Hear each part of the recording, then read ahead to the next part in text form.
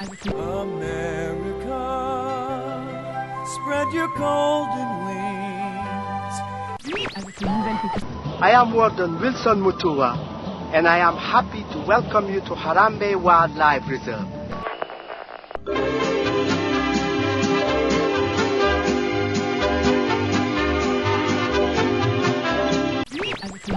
Namaste. Welcome back aboard Wildlife Express. I hope you enjoyed your visit to Conservation Station. Phil, I know I asked you to help me with this energy stuff and everything, but I was kind of hoping you'd show me a slideshow. A slideshow? I guess that'd be easier, but this is way more fun. This is Animal Kingdom Control. We read you loud and clear. Please proceed with broadcast. WDW Radio, your information station.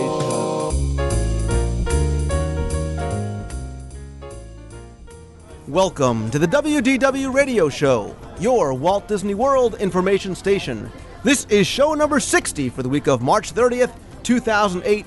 I am your host, Lou Mangello, and this week I am coming to you live from Walt Disney World as I'm standing on the promenade of World Showcase in Epcot, enjoying the sights, sounds, and scents of the 15th annual Epcot Flower and Garden Festival.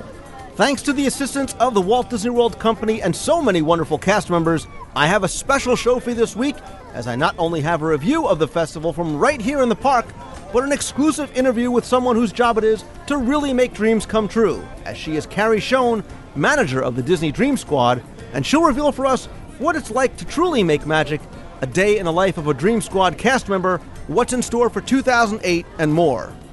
As we get ready for Disney's Animal Kingdom's 10th anniversary next month, I also want to take you along with me on a ride on the Kilimanjaro Safari, unlike any that you've taken in the past, as John Lenhart, Director of Animal Operations for Disney's Animal Kingdom, gives us a fascinating tour of the safari that you can't get anywhere else. Ride along with us on this personal tour that's a fun, informative adventure. There's much more on this week's show, so sit back, relax, and enjoy this week's episode of the WDW Radio Show.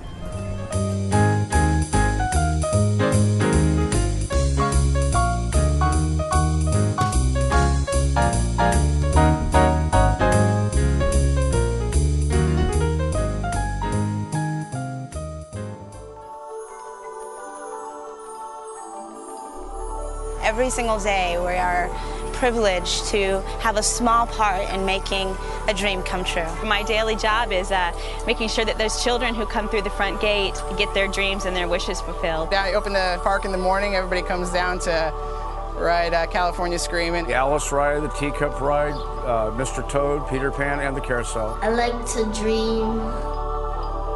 To fly. I can't fly. I'm in the parade department. It's great. I'm a toy. Yeah, it's a wind-up toy. We get to, perform for the guests. Hi, Tinkerbell! When I was a child, I wanted to dance at Disneyland. You can tell on their face how much they're enjoying it. Now I'm here. I get to perform with Sully and Mike every single day. I don't think there's a better job in the world. I get to interact with all kinds of people. Dreams are important in life because when you dream of something, you can actually make that dream come to real life. Everybody has dreams. There's dreams that you get when you sleep. There's dreams that you get when you're walking. There's dreams that you get when you're daydreaming.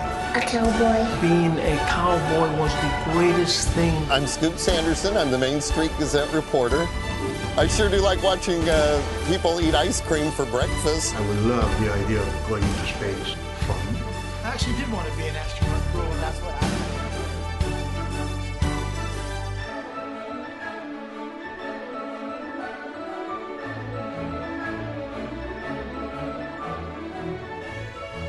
I've said it time and time again that what makes Walt Disney World a truly magical place is not the attractions or the shows, but it's the cast. And the role that the cast has played in making magic has grown exponentially over the past year and a half, thanks to the Year of a Million Dreams and the creation of the Dream Squad. And what the cast has been able to do, and what has been empowered to do, is make magic for guests each and every day.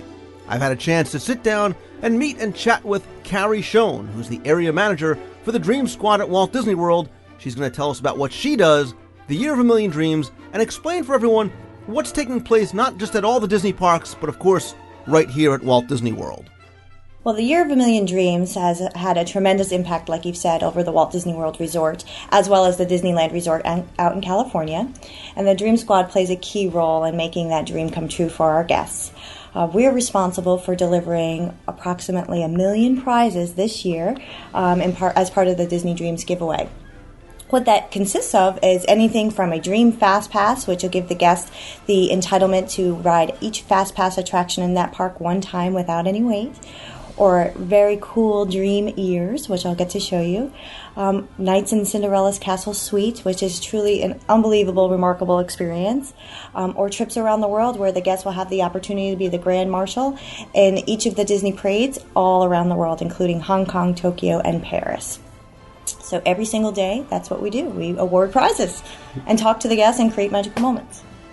And once again, when I talk about people having the best job in Walt Disney World, I'm going to change my mind once again because it's my prerogative and say that you and the Dream Squad really have the best job, because if I had to describe what you do and what your role is, it really is just making guests happy, which is an extension of what every cast member's role is. Exactly. It's taking that to the next level. So when we're not awarding prizes, we are out there in the parks really trying to seek out those unique opportunities to make the guests stay, whether it's creating a magical moment for them by choosing someone to participate in a show or in a really cool backstage attraction tour, or whether it's getting our guests out, a fast pass for an attraction, or simply helping them with dining. We just take it to the next level. And that's what I like about the Year of a Million Dreams, because it's not necessarily about a specific material prize that you might win, although I will say it again that A Night in Cinderella Castle is my dream prize, but those little magical moments, things that aren't necessarily recorded on paper, that people might say, well, I come to the park and I didn't win anything, or I see someone, but you are, because the experience is so much more enhanced. And I hope that it's going to continue even beyond the promotion, which I assume it will. Yes, magical moments will continue to be the foremost on our cast members' minds. It's embedded into our culture and our heritage. It's handed down to us from Walt and his legacy. So it is something that will continue throughout the years and remain the culture of our company. So tell us about what maybe a typical day is like for a Dream Squad member going through the parks. Oh, a typical day is similar to The Amazing Race. That's probably the best way to explain it. The cast members never know where they're going to go or what they're going to do in that day. It truly is a very rapid, last-minute catch-up depending on prize deliveries and what we have going on. So they start their day in the morning by checking in, and then they will assess the amount of prizes that they have to deliver that day in their park. And that could range anywhere. We distribute 1,700 to 3,200 prizes a day across Walt Disney World property. So a potential park could see thousands of items in their park alone. They are not told where they're going until just a few minutes before they're going to award that prize and what prize they're even going to win. So, for example, the random report is truly what it is. It's truly random, and it might even call out Big Thunder Mountain. The guests exiting at 10:55 will all receive Dream Fast Passes, and we're going to give out 15 of those. And that truly is the randomness of their job. So each day, each prize is different. There really is no rhyme or reason. It is truly random. And we outsource for a leader in the sweepstakes industry to help us with that randomization of reports. And that goes to my next question, which is, there are no secrets to winning. There is not, a place to be at a specific time. Don't go drinking at the water fountain every 15 minutes thinking that's going to be wearing the shirts that say, please pick me to win a night in the castle. Everybody sort of has an equal opportunity. Right. The Disney Dreams giveaway is completely unbiased, and it truly is the luck of the draw. You really just have to be in what we call the dream place at the dream time, and that could be coming off an attraction, riding an attraction, entering a merchandise shop, food and beverage location, a bench, a water fountain, street. It really, there's hundreds and hundreds and hundreds of thousands of combinations that the computer randomizer utilizes to pick that discrete spot. So it is very random and luck of the draw. And you don't even need to be in one of the 4 theme parks, correct? Nope. The giveaway is also eligible to the 2 water parks here at Walt Disney World, as well as Downtown Disney. And then out in Disneyland, it's each of their theme parks and the Downtown Disney pavilion. In addition to that, you can also enter to win the Disney Dreams giveaway via mail by sending a postcard to the site that's listed on Disney.com under the Disney Dreams giveaway. Now, you, in addition to just being the area manager, you have been a Dream Squad member yourself. You still kind of get to go out and make that magic every day. I do. I actually probably have the best luck of the draw because I can pick and choose which prizes I want to go see. So yes, I have the opportunity of just getting out of the office for a little while and going to hand out a Dream Fast Pass and having that 12-year-old look up at you and say, "Dude, I love you. You made my day." Or having that opportunity. A few weeks ago, we were able to award a fabulous family from the Atlanta area in a Disney Vacation Club experience. So they have 48 years of Vacation Club membership now. So their vacations are set, and they're very young family, two boys, and they're going to really enjoy it. So it's great. And that might answer my next question, which was I was going to say, which in all the year and a half that you've been doing it, what do you think is that most magical moment or that experience that's going to kind of stick with you personally?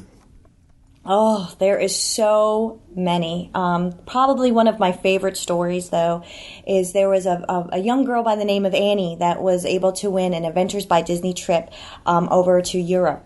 And she was actually on property with her grandparents from a Florida market, little North Florida. And her parents were both at work. So she was so very excited. What we got to do was call her mom, who was a teacher, in the classroom and tell her over the phone what had just happened. That was unbelievably one of the best days of my life. Then, of course, you come into other lucks. And another great story is we had a group of ladies that were down here on a girls' day, and they had traveled down from Lady Lakes, which is a little north of the Walt Disney World Resort. And they had just been severely hit by some tornadoes that had gone through that area. So one of the ladies in the group happened to work for the town and was dealing with a lot of the tornado victims and had some damage herself, and her family had some damage as well. She had a rough few weeks. So while she was down here, her and her girlfriends actually won the castle suite for the night. So they made it an overnight trip, and it just, it goes to those people that it is the luck of the draw, but everyone has a story behind it, and it really finds its way to the people that need it the most, is what I find. Now, I'm not saying this in hopes of actually winning anything, but I've never actually won anything in the parks, but what I enjoy is when I see somebody else win something and see their reaction. And there's times that I've gotten choked up when I see the mother start to cry and the father start to wipe, and the reaction, like you said, on the children's faces sometimes is just, it's almost as good as actually winning the prize itself. The reactions, I can't tell you. I've lost the amount of hugs I've received from guests. I've used to try to keep count. The amounts of times I've cried, I can't tell you. There's just no number on it. I've seen everything from people almost pass out to collapse to the ground to screaming and yelling and hooting and hollering. And I had a lady do the cha-cha on the Pirates of the Unload dock. We've seen it all. You think you've seen it all. I just can't wait to see what we have in the last 8 months of this promotion, because each response is completely different, and it doesn't matter what they're receiving. Like I mentioned earlier, the response from receiving a Dream Ear hat to Cinderella's Castle Suite is this. Everyone has a remarkable expression. It's cool. It's very cool. And that's the thing about A Year of a Million Dreams. You come to Walt Disney World and you are going to have an incredible magical experience. Now there's this extra potential opportunity to even have that plus so much more. And that's why, like you said, it doesn't matter what else you get, because it's a gift. It's a bonus on top of something. And to be able to go home and say, I couldn't believe I was coming off Peter Pan, and there was this, woman in the white vest, and she gave me X. And whether it's a pair of Mickey ears or a free cotton candy for your kid. Mm-hmm. It's an amazing experience, not just for the guests, but I can imagine for the Dream Squad member as well. Yes, it is. Like I mentioned, it is a temporary assignment. So our Dream Squad cast members that are out in the parks usually are only in the role for about 3 to 6 months, maybe 8. And we know it going into it, but it is very hard because there is an end time, because we want to try to get as many cast members to experience this fabulous Dream Squad opportunity. And it is heartbreaking. I'm very concerned myself what I'm going to do. I don't tell many people that, but I am very concerned when the Disney Dreams giveaway is complete. It's going it's going to be heartbreaking because it is an amazing experience. And how do you actually, like I said, this must be a very coveted role, being able to do, your job is to go out and make magic every day. What's the selection process like? How do you go about choosing the cast members that'll be members of the Dream Squad? It is an extremely competitive process that I would like to add first. We send out a internal global posting that is managed by our casting center, and there's pretty strict guidelines that they have to follow. The cast members have to be exemplary in their operating area. They have to have a passion for magical moments and creating that special touch for our guests, and regardless of the capacity that they may be in. Our cast members come from a very diverse background, everything from housekeeping to park operations to we have cast members that drive here from DRC out in Tampa to be on the Dream Squad. And once they continue on through the process for the posting, there's several interviews that they have to attend, as well as they have to have leadership support. We narrow that down, which is very hard. We've received thousands and thousands of applications, and then we work through a pool that we try to give all the cast members the opportunity. Can I ask you where you got started in your role in the cast? Yes. I was the first person that was brought on to project manage the Year of a Million Dreams project from the operations perspective. And I was hand-selected, and I thank the stars above that I was for this awesome opportunity. Prior to this, I've never had sweepstakes experience. I actually came from training and development, so I created the training programs onboarding new cast members. Oh, okay. Like you said, a very diverse background of people that do it. And I know you're fearful of what happens after December 31st, but let's talk about 2008, because I thought 2007, when this was announced, I was blown away by not just the prizes, but just this in concept. And when I heard that it was, the Year of a Million Dreams kind of +1 for 2008, I was even more so because it's a whole new level that you're taking it to as far as prizes and as far as the experiences for guests. Tell us a little about what's been taking place and what we can look forward to in the rest of 2008. Sure. This year, our prizes are bigger and better. They're the Disney Dreams giveaway plus, like you said. We have added very, very, very unique money can't buy elements to a lot of our prizes. So, for example, not only are you going to get a trip to go to the Disneyland Resort, but now it may be partnered with the opportunity to go see High School Musical 3, the premiere in the summer.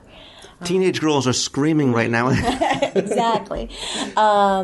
We might award a trip to Walt Disney World that also has, I can't wait to see this happen, a tethered hot air balloon flight over Epcot in the Spaceship Earth balloon as well as part of their experience.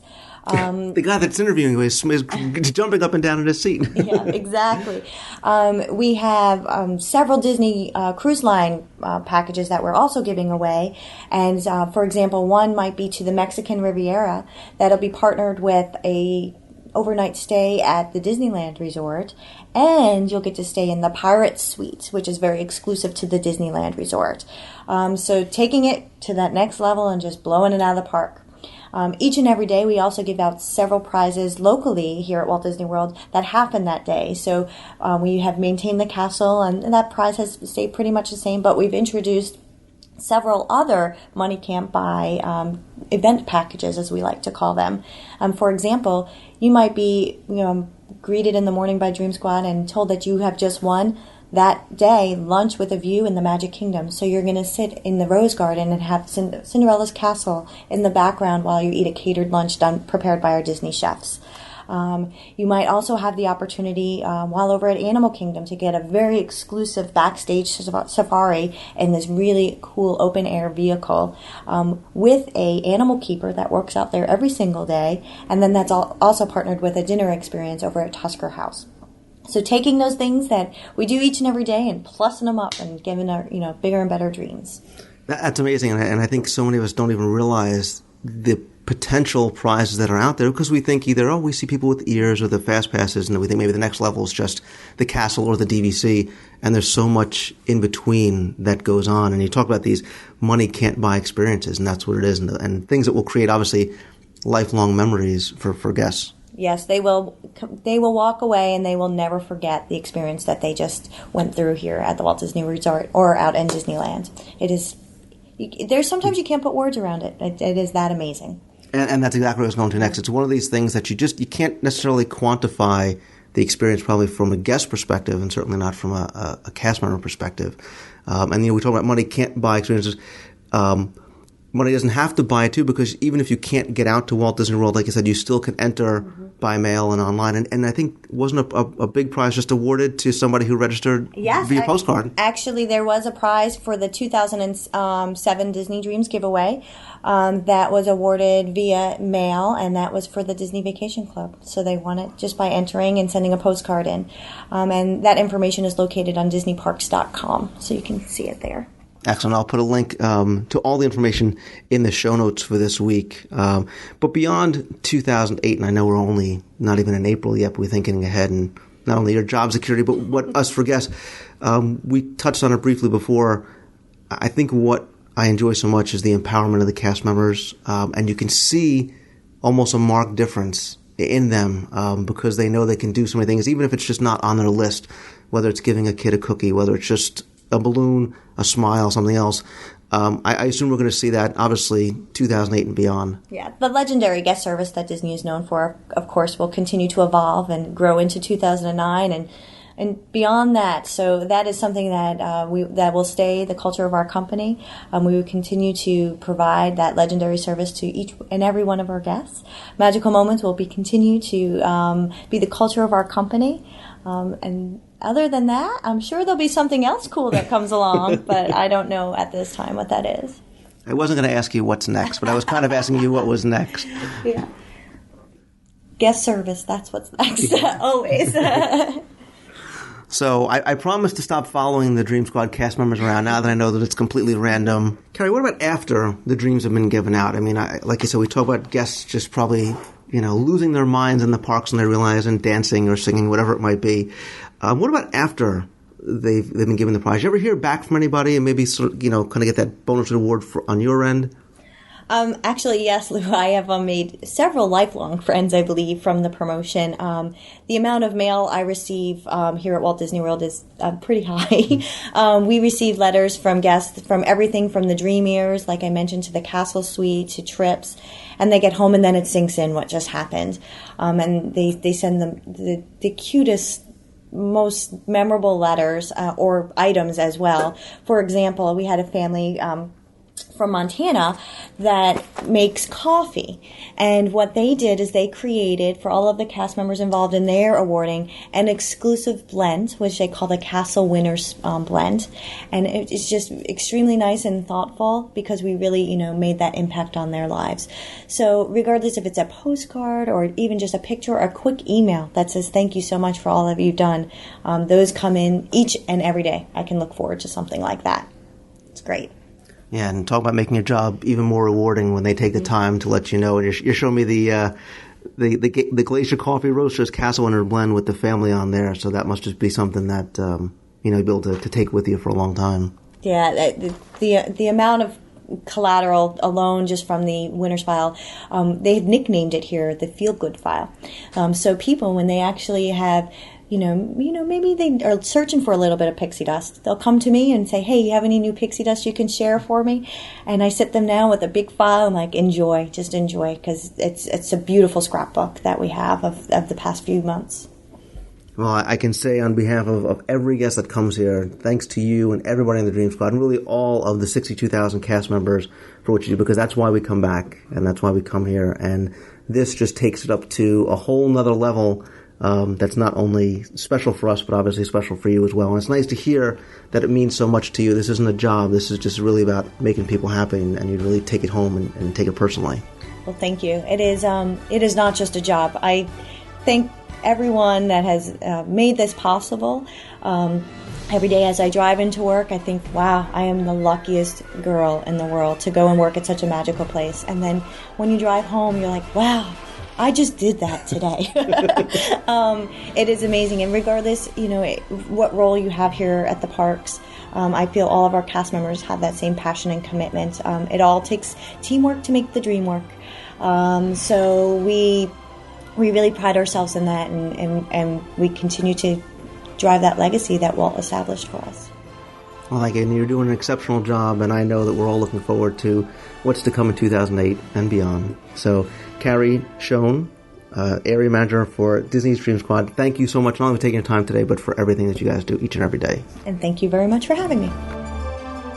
I've seen people just cry because they feel like they're at home. I see many dreams come in the park every morning and many dreams leaving every afternoon. Dreams are good, yeah. Just seeing all the families together, it's amazing. I love walking in Walt's footsteps. Lots of dreams come true here. Every child that walks into the gate, yeah, I see them all. To a little child, to see that. Every day I have an opportunity. Every day's different. Bring magic to life, so to speak. That's what I do. And I can't ask for anything better than to feel that within my heart. I'll tell my friends about what I dreamed of. It's beautiful to see. Dreams, dreams, dreams.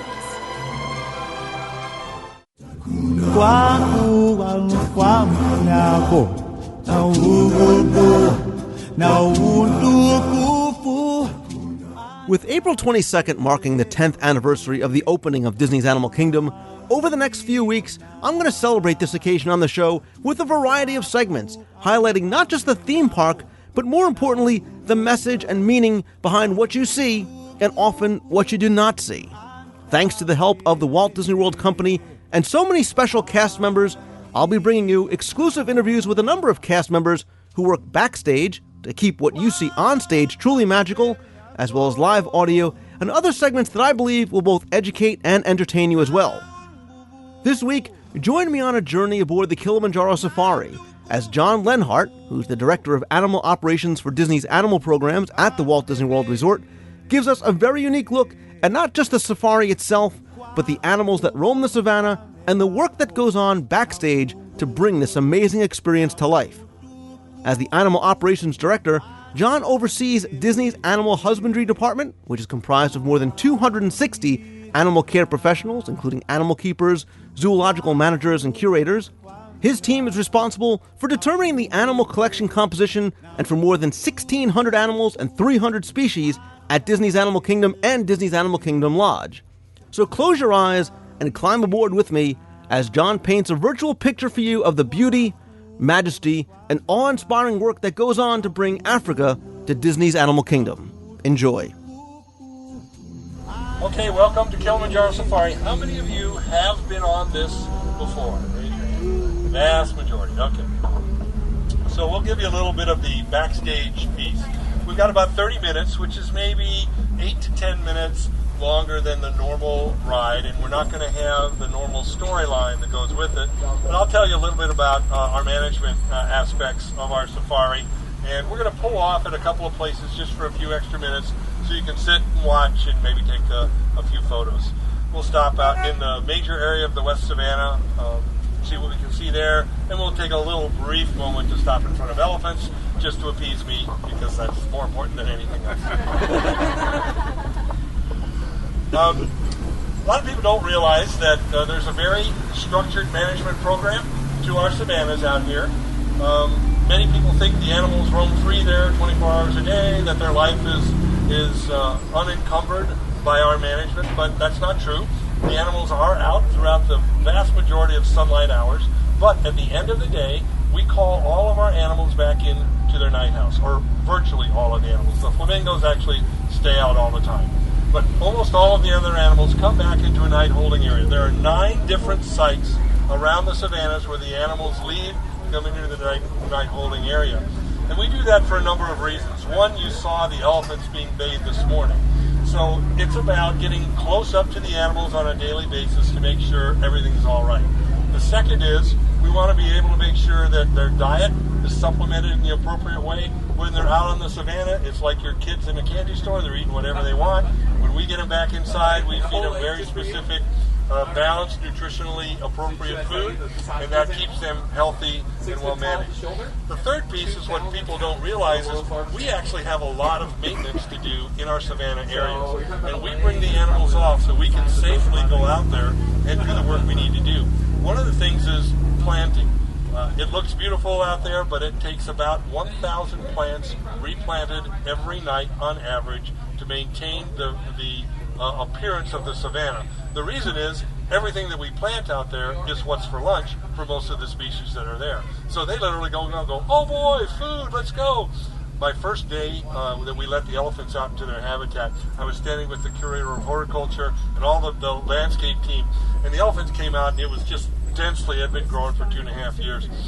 And they're going, can't see the elephants, can't see the elephants. And there's very tall plants called arundodonans, which is a very tall grass, about 12 feet tall. All of a sudden we saw the head of this grass shake and boom, disappear. And another one shake and boom, disappear. And the curator of horticulture turned to me and said, oh my God, they're eating the plants. Can't you stop them? When you're a horticulturist, it's about the beauty and these plants are your babies. And when you're, an animal person, it's all about them, this is what's for lunch. So it's an interesting challenge. So we have to replant. Now over here, we've just entered the Ituri forest. And this, over on the side, are two of our really special animals here. These are our okapi. Okapi are a relative of the giraffe, even though they look like a zebra. On our right side, we actually see our bongo. Both of these are deep forest animals that would occur in the Ituri forest area of Africa. The okapi is a special animal because it's one of the most recent large mammals discovered in the 20th century. It was actually discovered in the 20th century. Very rare, and we've been very successful. I think we've had 4 successful births at Animal Kingdom since we opened up. So we're really excited about this species and what we've been able to do with this area. Now this area, once again, is much more forested, and it's to represent the forested areas in Africa. And along with them, you'll see the black rhino just ahead on the left. These guys, and there's another one off to this side, and their friends, the vultures. We're very excited about these animals. We've also had a successful breeding program with 2 of these animals having been born here. And black rhinos are one of the most endangered species in the world, with only a few thousand of them left in Africa. Obviously, they've been hunted for their horn throughout, and we've been very excited to be able to have them reproduce here. One of the challenges that occurs in a habitat like this, that's not what would you call your standard zoo habitat, is you build lush environments that the animals love, and then it's difficult for people to see them. And the lushness that we've built into here was actually a challenge for us. The whole concept of the park, when it was first opened from a creative perspective, was that it would be a discovery journey, and people would be looking, and occasionally they'd see an animal, and that'd be very exciting. But the guest behavior is, I just want to see them. So it's sort of a juxtaposition of the creative concept and what the guests really, really want to see. So over on our left, we have the greater kudu, which is also another sort of forest and savanna edge species. In the background, we have yellow-billed storks, who look like they're putting a nest, and in the foreground, the saddle-billed stork. Now you're going to feel some bumps. And as we go across these bumps, this means we're going in a transition area. What's there is what's called a cattle guard, heavily used in Texas. It essentially keeps animals with hooves from crossing across a barrier. So we've exited an animal area into a non-animal area. So those bumps are key indicators that you're moving from one place to another. But we're going to move into an area where we have contained species that don't have access to the ride path, and these are our hippos. On the right, we've got our male hippos. We have 16 hippos here at Animal Kingdom, the largest herd of hippos anywhere in North America. And we've had 13 births over time. And then we discovered that was probably enough for our population. And we learned that if you put all the boys on one side over here and all the girls on one side over there, very scientifically we determined this, you don't have more babies. So it's one of the great scientific discoveries of Animal Kingdom that you move to. Here's our pod of females. We have 9 females in this group.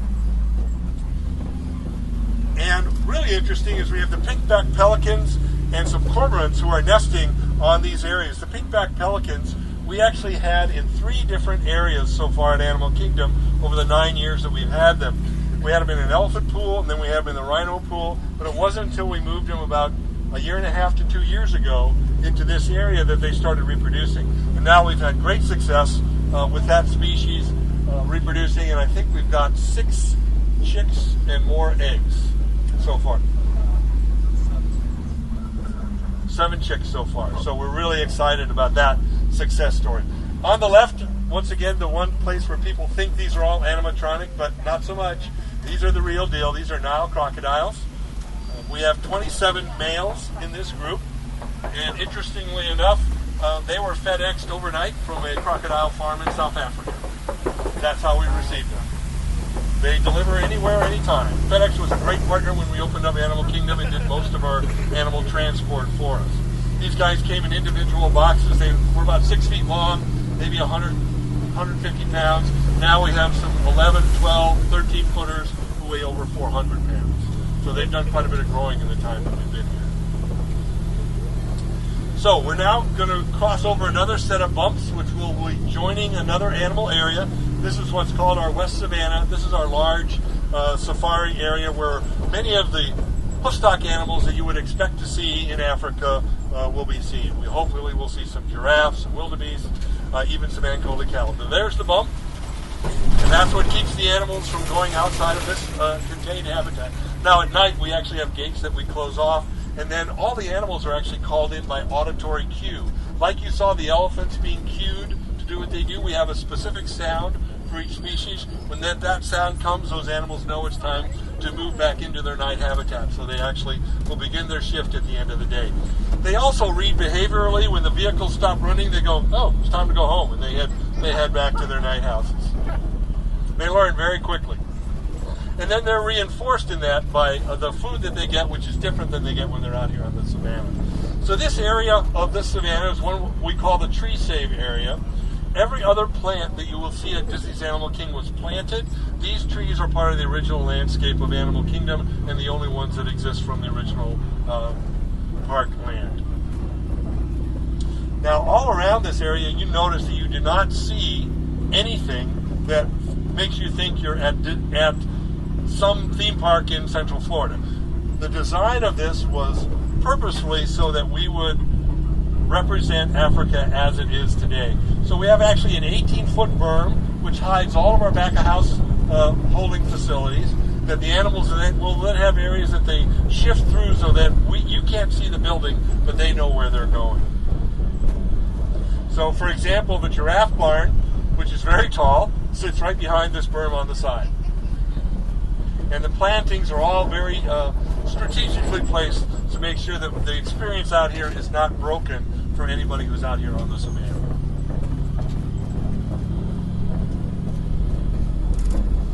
As you can see, it's a nice sunny day, but it's a little cool, so almost all the animals are sitting out on the savannah where they're in the sun. On a really, really hot day, they'd be seeking the shade of some of these areas.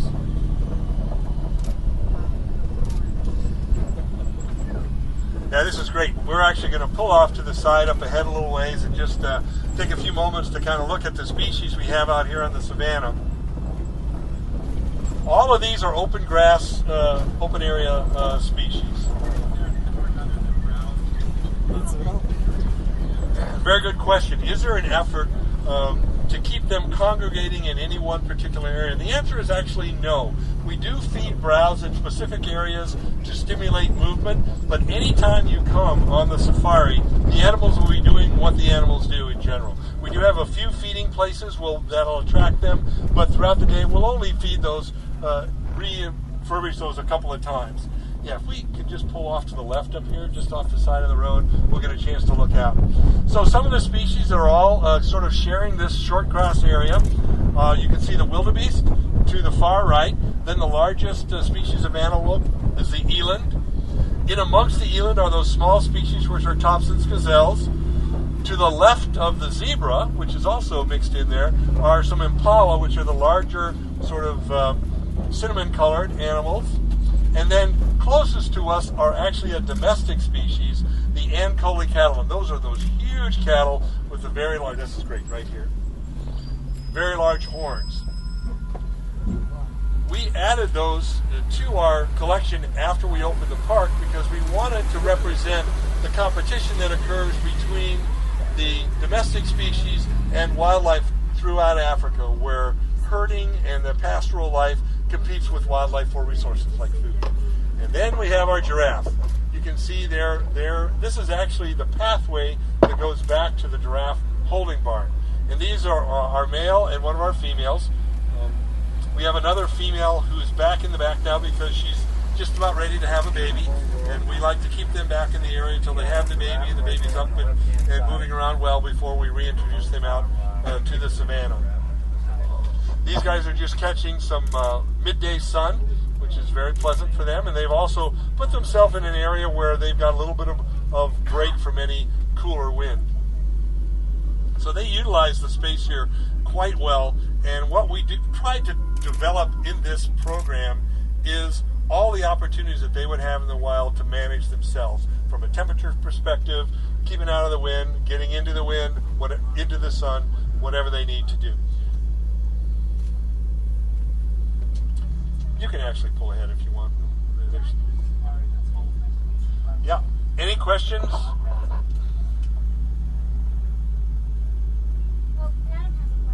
Yes.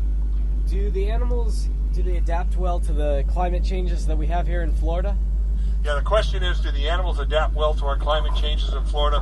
One of the ideal aspects of having African elephants in here, or elephants is always on my mind, African animals here, is that our climate is very similar to East Africa, where at night in East Africa it can get down to very cool temperatures, near freezing even, and during the daytime it can get up to well over 100 degrees. So this is actually a perfect climate for these guys, and there's very few challenges that we have from a temperature perspective. Most of these animals, in fact, there's not been a day since we opened where we didn't have these animals out on show, and it's really been no problem for them. I mean, I've been in Florida about 11 years, and I think in Orlando we've maybe had 15 total hours below freezing in that time frame. It's a really good climate for them, so this is a great adaptation. You can pull ahead whenever you're ready. So we're about to cross across another one of our barriers, which means we're going into a non-animal management area, but we will have animals in containment on both sides. On the right-hand side is part of our extended elephant habitat. On the left will be mangrove baboons. Now you may wonder, what are these pieces up here that are blocking, it looks like they're blocking some area. Each of these is up temporarily as we're introducing some new animals to the savannas. We have some new baby Thompson's gazelles and some new baby sable antelope that are being introduced to the savanna for the first time. So anywhere where there's a potential for an animal to go over a remote area, we'll put those up until they're used to that space. So, I thought I saw it. Yeah, there's an elephant over here. Looks like we've got Big Willie. This is Willie, our largest male African elephant. He's in our west yard here. Willie's actually 13,000 pounds and almost 11 feet tall at the shoulder. It's a little chilly today, so our mangrove baboons, which would be on our left-hand side, are sort of hiding out, not real evident in their space. Now in the morning, Willie has just about a half-mile trek to go from the building out to this habitat, and he'll be out here until dusk tonight when we clear the rest of the habitats, and then he marches all the way back into the barn. You may wonder, is it a big challenge to get any of these animals back in at night? We have more than a 95% success rate in having the animals come in. We don't go out and herd them in. We base it on our behavioral management, and we really have a great deal of success in getting them back in.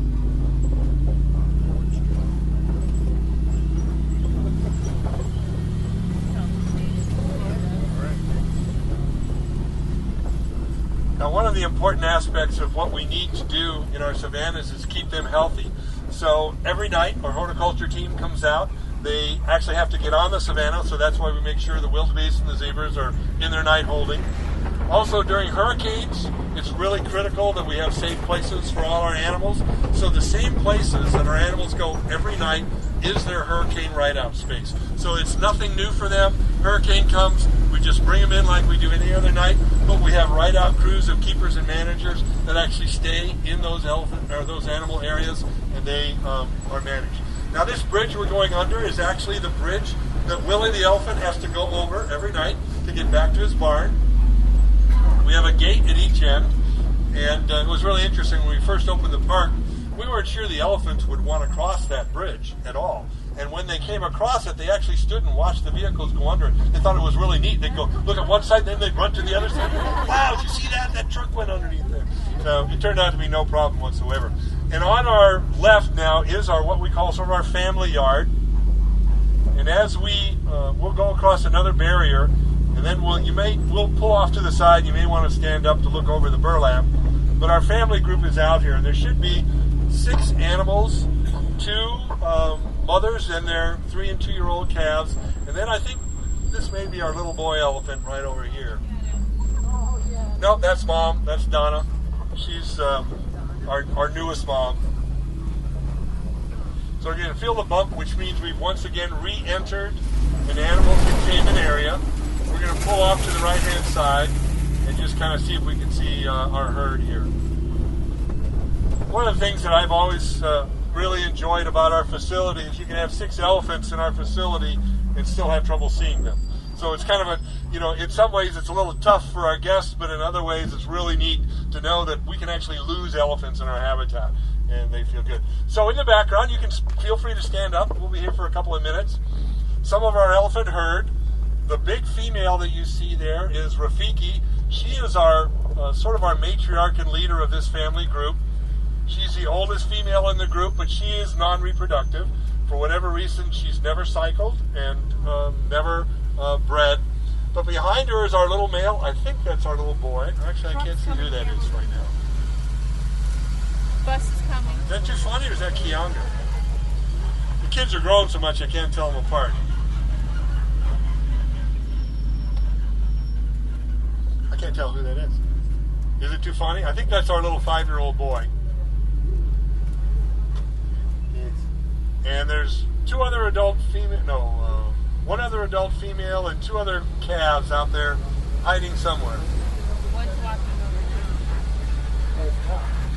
So what you see in this habitat is a mixture of opportunities for the elephants. Right in front of us is really a mud wallow. That's a shallow pool, but it's filled with mud and dirt. That's one of their favorite areas. Okay, in the background, another calf just came walking up.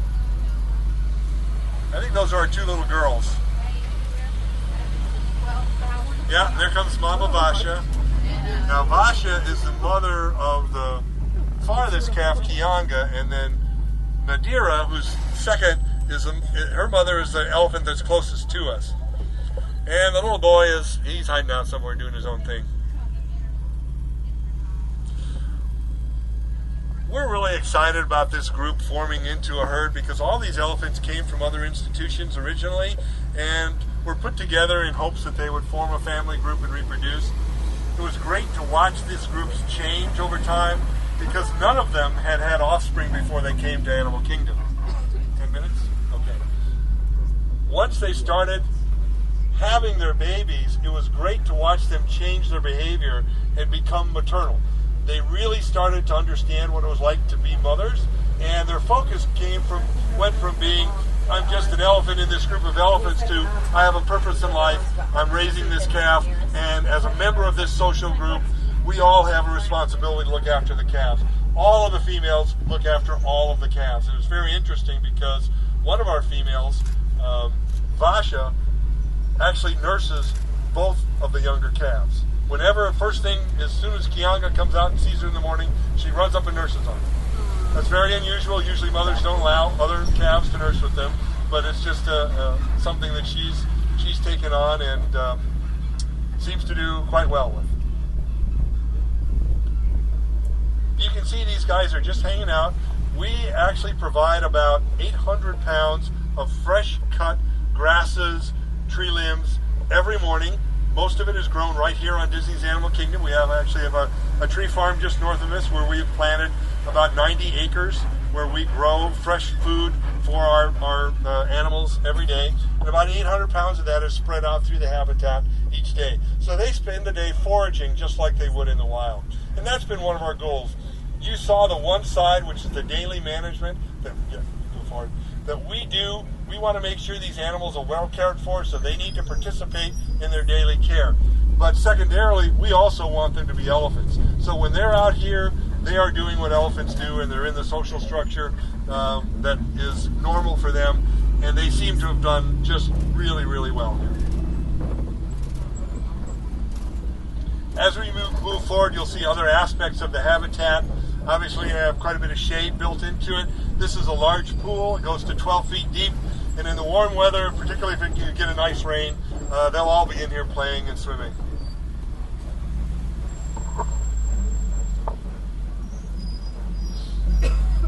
One of the other things that we're excited about is we're actually able to maintain grass in our elephant facility, which is pretty rare.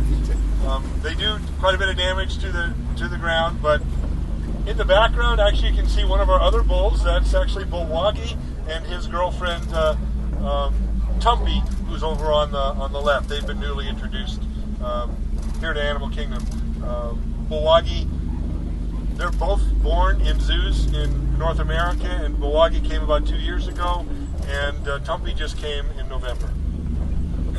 This is our flamingo habitat here. We've been very successful.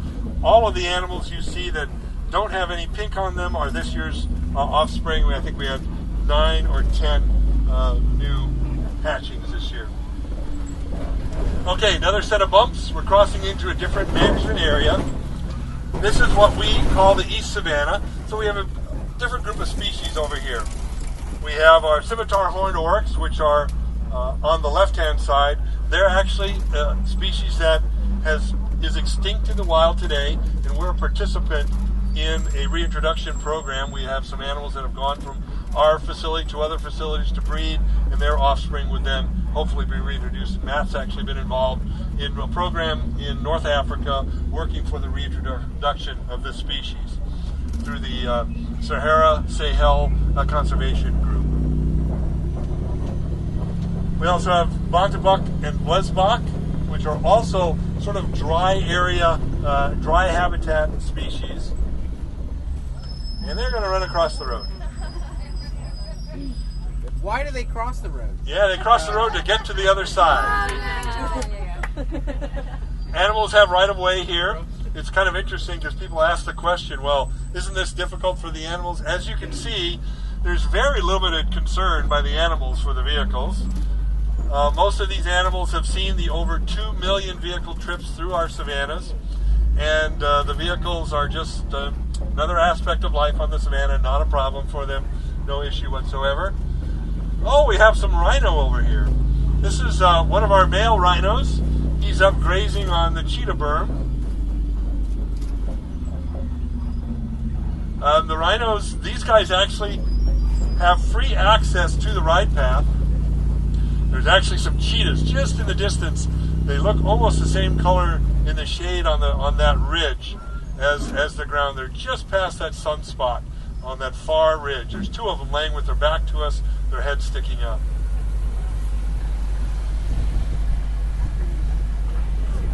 Anybody can you actually see the cheetahs? Yeah. Okay, they're just laying there. That's what cats do. 20 hours a day, rest, take it easy. Yeah. Well, you saw the rest of the family group today in the rhino barn, and this is just one of our males, and it's his rotation out onto the savanna. He's enjoying himself, helping keep our horticulture folks in business. Okay, great. We can pull ahead. Now, as we go up over this rise, on the left is our lion habitat.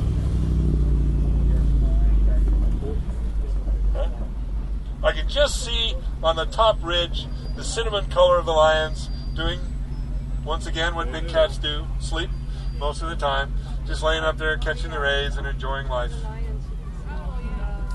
One of our female lions is actually not supposed to be able to do that. She climbs all the way up to the very top of that rock. It just sits looking out over the savanna. It wasn't designed for that, but she's figured out how to do it. We actually rotate 2 pair of lions out into the habitat. Sometimes they rotate on a daily basis. In other words, a pair will go out in the morning, another pair in the afternoon. Other days, it's a day-to-day rotation.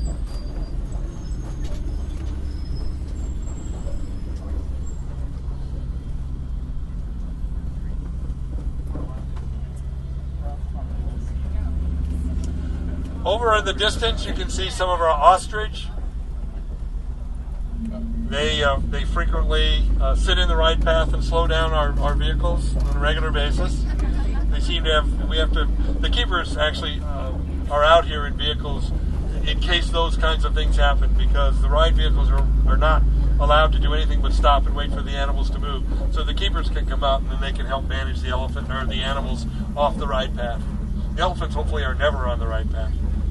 If they are, then we got bigger problems than we would have imagined. On the left, we see Pumbaa, our 3 warthogs. They're out just doing what warthogs do best, which is destroy habitat and graze. It's their favorite thing to do. Once again, the horticulturalist's best friends.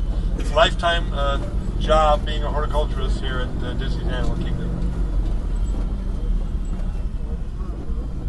You can see the 2 ostrich in the background over on that side.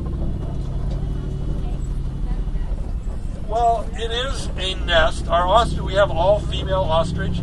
They continue to lay eggs. We do have they do nest on those, and we collect the real eggs, but we also found that the rhinos were kicking the real eggs around and breaking them on a regular basis. So we have put some artificial eggs out there so that we know the ostriches will continue to lay their real eggs on top of that nest so that we can go out and bring them in and not get them smashed. Now, they're not fertile eggs at all. So that last lovely series of bumps means we've exited the animal area completely, and we're now on the what we call the finale. And most of you have been on this ride before, so you know that the theme of the ride is about poaching. And at the end of the ride, we actually help corral poachers who are running loose in the park and threatening the species. So it's part of the backstory conservation that we have for all of our exhibits. Because really one of the important aspects of Animal Kingdom is that, 1, you have a great time, but 2, that we help connect you with wildlife and wild places and help gain appreciation for the wealth and diversity of wildlife, but also an understanding of some of the challenges that exist today in our world and what some of the things that we can do to help wildlife. And one of the great things that we allow and encourage people to do here in Animal Kingdom, you're going to learn more about later on, is contribute to the Disney Wildlife Conservation Fund. Only animatronic animal, I promise, that you'll see on the safari. But anybody who goes to one of our merchandise shops has an opportunity to add $1 for conservation. And those dollars added up to about $1.5 million that we donated to conservation projects around the world last year, over $11 million since we opened up the park. So it's a great opportunity for guests to really be able to do something directly to support conservation. We are in the process of reviewing all the conservation proposals and research proposals, and in April we'll sit down and meet and determine where the money will go in this next year from our conservation dollars. And every cent of that money goes directly to conservation. All of the administrative is paid for out of our company operating budgets. So every penny that our guests donate goes directly to conservation projects. So we're really proud of what we've been able to do with that over time. So we're at the end of our safari. Thanks very much, guys.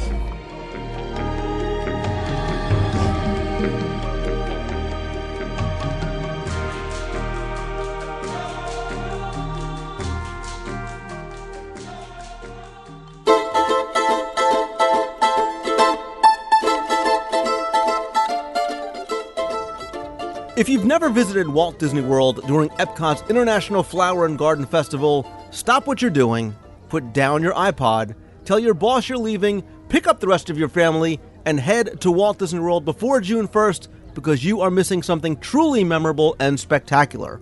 This year, once again, Epcot is filled with colorful flowers, lush gardens, Disney character topiaries, gardening demonstrations, speakers, music, and so much more as the festival celebrates its 15th year until June 1st.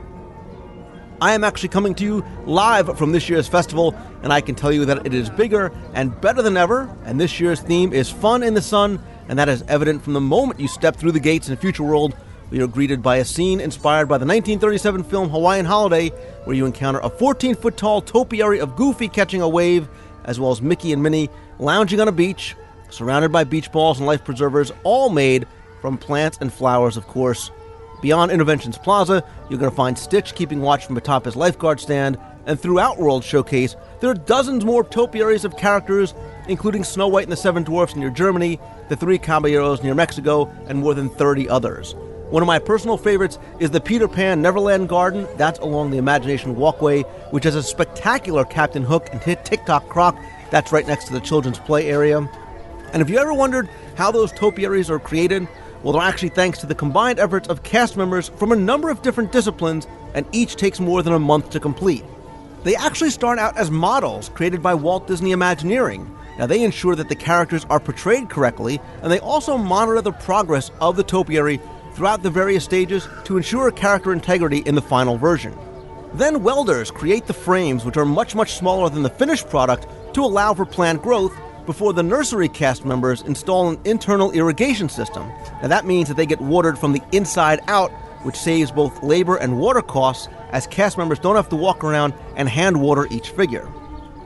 Then, the horticultural cast members fill the frames with sphagnum moss, which is sort of a dried moss that acts like soil. They poke holes into the moss, and they insert plant plugs, including begonias, coleus, creeping figs, and about 20 others, in order to achieve the desired look. Now, the use of all these different types of plants and flowers is actually a very big change from some of the early years of topiary, when I'm sure you remember they were always all green.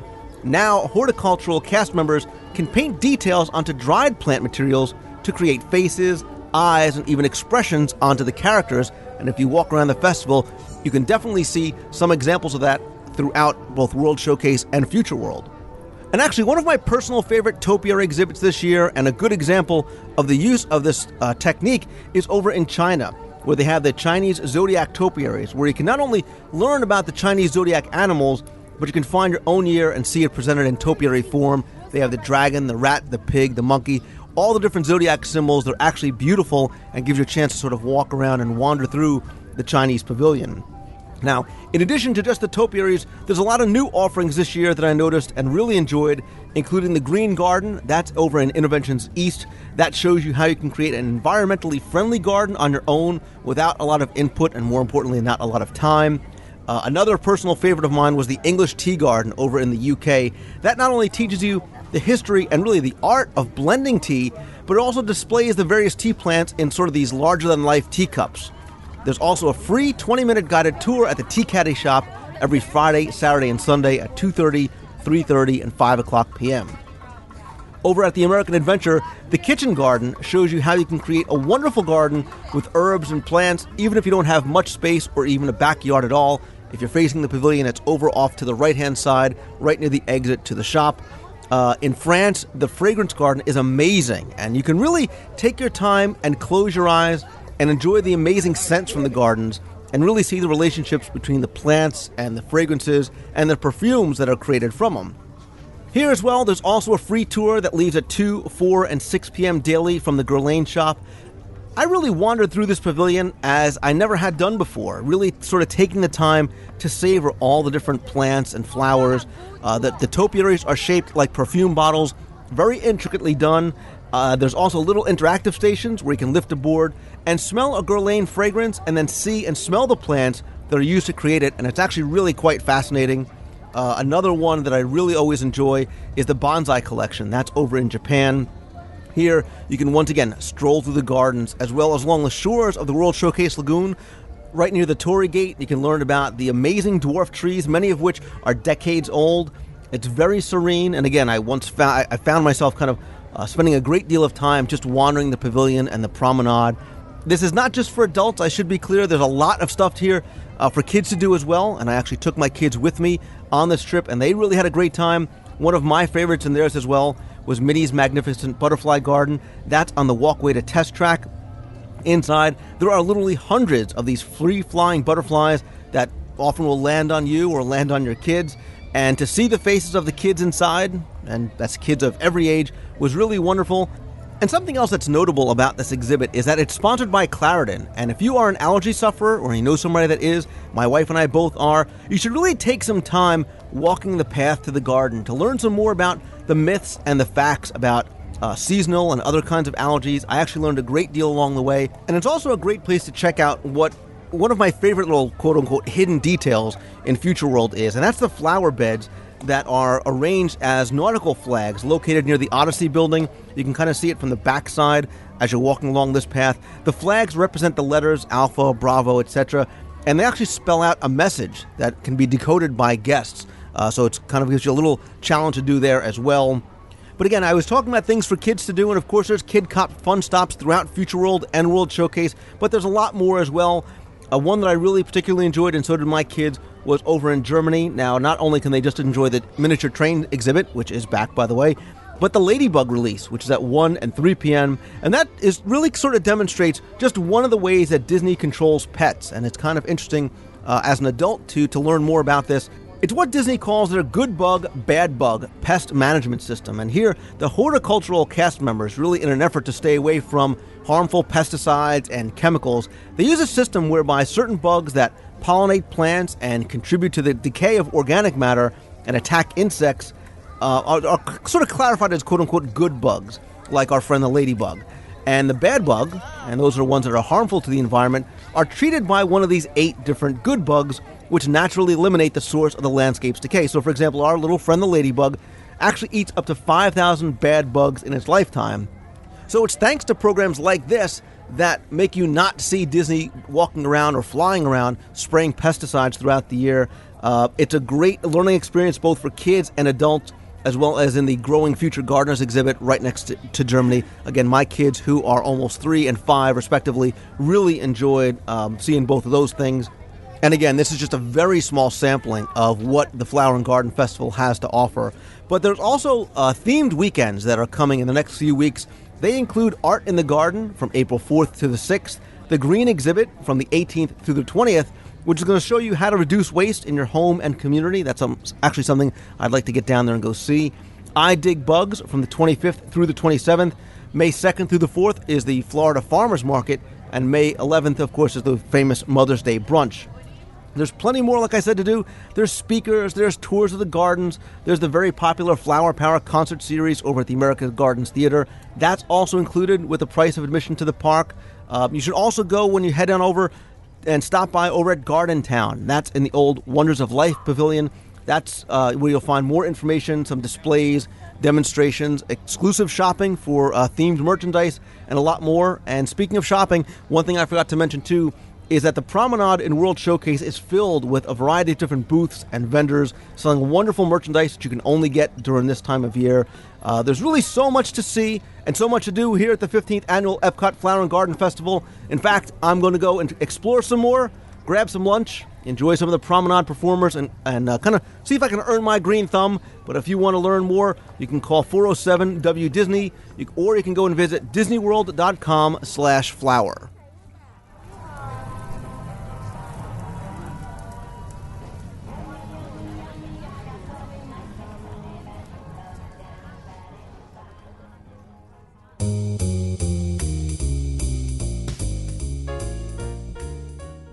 Thanks for tuning in again this week. I hope you enjoyed the show.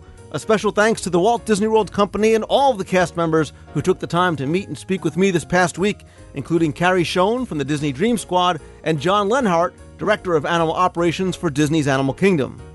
As I said at the beginning of this week's show, over the next few weeks, I'll have more from Disney's Animal Kingdom as we prepare for the 10th anniversary celebration on Earth Day, April 22nd.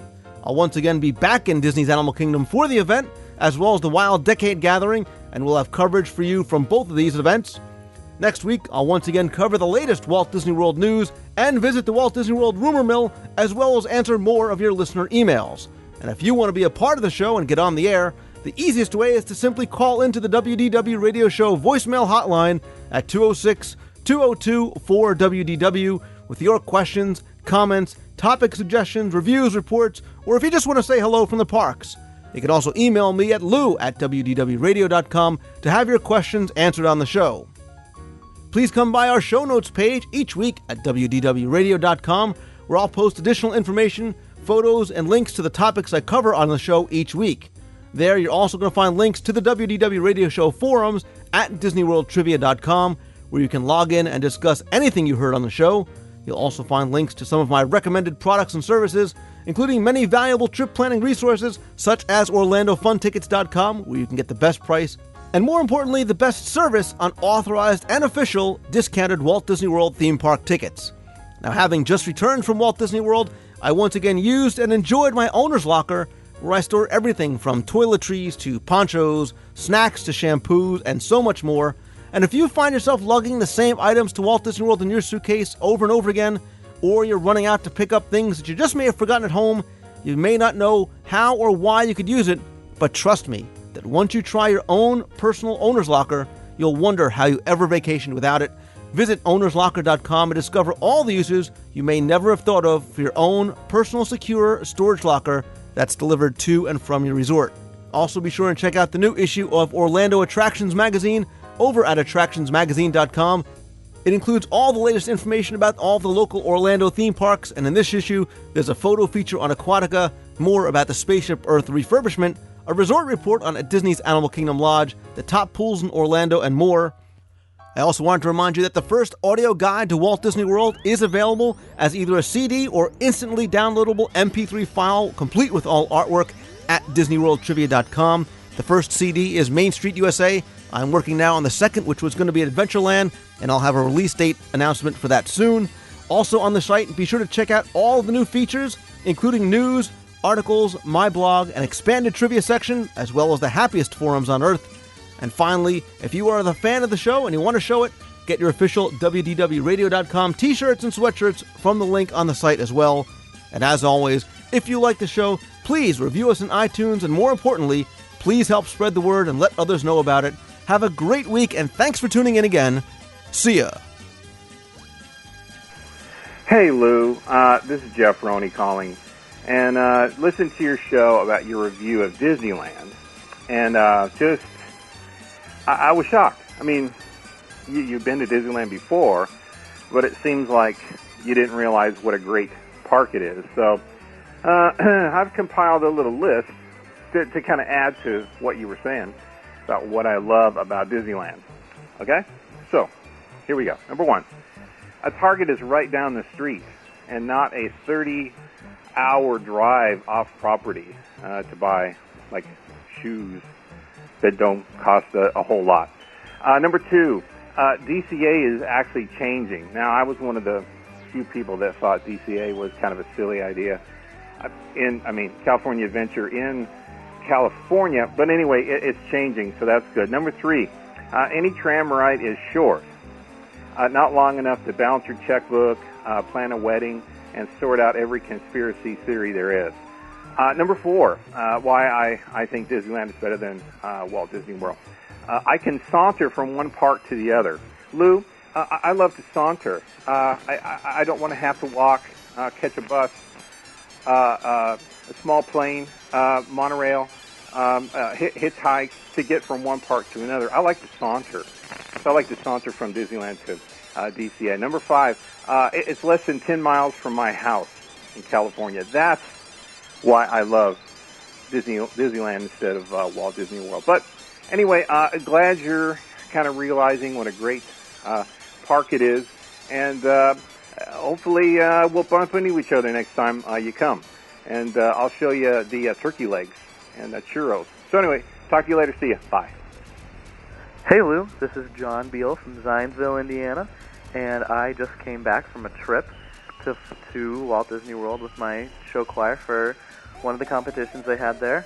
And on Friday, we were at Magic Kingdom, and Splash Mountain was open again after its refurbishment, and I went on it, and it had that extra third little boat loading queue, and while the Big Thunder Mountain Railroad had like a 60-minute wait, you could go right on and you could just walk right on Splash Mountain. It was very efficient, and it was a good. They managed to have no wait, and I know a lot of people rode that ride. So they just that refurbishment that they had with and added the third little boat loading area would proved to be very efficient. So it was good. It just walked right on the ride. So anyway, see ya. Bye.